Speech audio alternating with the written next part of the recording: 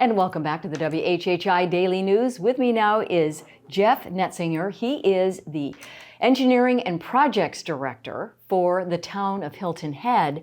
And I'm very excited to talk about this project that is going on, which is, as you all know, if you live on Hilton Head Island, beach renourishment. So That's welcome, right. Jeff. Good to have Thank you here. All right, we're going to jump right in to the why. What is beach renourishment and why do we need it here on our island? So yeah, over the years, the natural action of waves, currents, and storm surges has a tendency to move sand around and a lot of times pull sand away from the beach. So we lose sand from the beaches.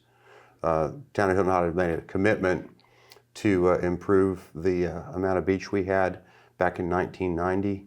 We had a lot of areas on the island that did not have much beach at all, like in the North Forest Beach area. So we started adding sand to that beach to provide a protective barrier for storms and help build a protective dune system.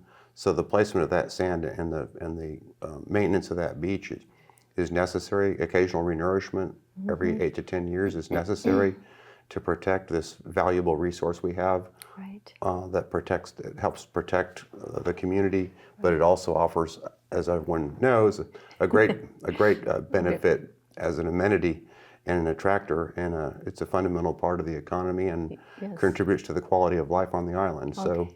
Okay, very good. So let me ask you, Jeff, where does the sand come from? Is it coming from out in the ocean and you bring it in, or where does it come? So offshore there's a lot of sand around. They're in a lot of things we refer to as shoals. So that's where sand tends to accumulate. Some of that sand that is accumulating in the shoals is sand that left our beach and found its way to the shoal. Other sand migrates from other locations. So we go out of these sand sources. The contractor will go out in these sand sources, and with a large boat called a dredge, we'll stick a pipe in that sand source and then run it through a pipe to the beach, and then pour it on the beach, and then they shape it. Okay, very good. The contractor is Marinex? Marinex Construction out of Charleston, South Carolina. Charleston, all right. And so now they are now in phase 1. Correct. Mobilization at Fish Hull. And then it looks like they actually, until Labor Day, and then after that, the actual renourishment will take place. Is that correct? Yeah, so right now the contractor is setting up his dredge over one of the sand sources, the shoal on the north end of the island in the Port Royal mouth of the Port Royal Sound. And he's laying about 21,000 feet of pipe. And once he gets all that pipe connected so the dredge can start pushing sand slurry through the pipe, we'll start pouring sand onto Fish Hall Beach. That'll take about 3 to 6 days, 7 days to put the sand there. That should start the week after Labor Day. Okay. And then they'll move on to Pine Island, a little bit further to the north, adjacent to Hilton Head Plantation. And then later in the year, towards the end of this calendar year, we'll be placing sand on adjacent to Port Royal, what we refer to as the heel.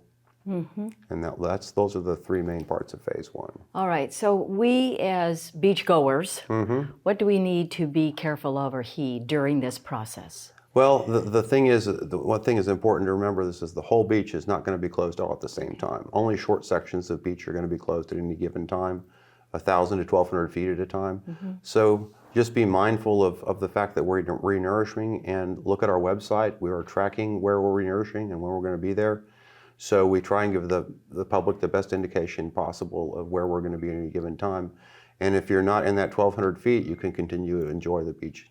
All right, and timeline, again, it's in these 3 phases, if you will.